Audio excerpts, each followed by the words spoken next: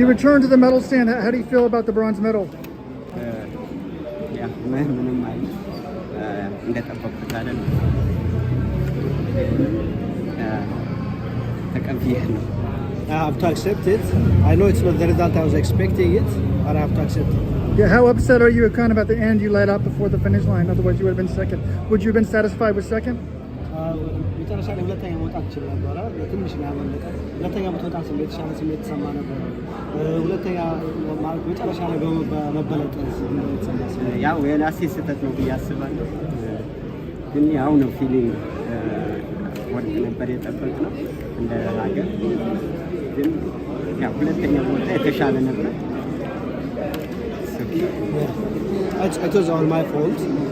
I wish I'd get a better result. I finished second, but it doesn't matter. It doesn't have any change because as a country and myself, I was planning to get the gold.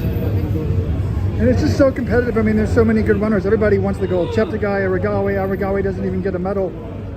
How do you get back on top? The last one. How does he get back on top? You know, he won in Tokyo. What does he need to do to get back to number one? For Paris. Yeah.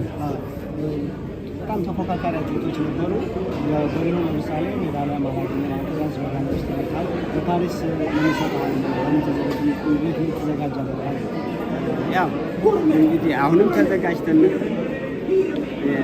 አሁንም ምንድነው ስህተታችን የሚናገር እዛ ላይ ትኩረት አድርገን መስራት አለብን ብዬ አስባለሁ። እንግዲህ አሁን ጆሹዋ በጣም ያስቸገረኝ ያለ እነሱን አይነት ትሬኒንግ መዘጋጀት አለብን ማውጣት ያለብን።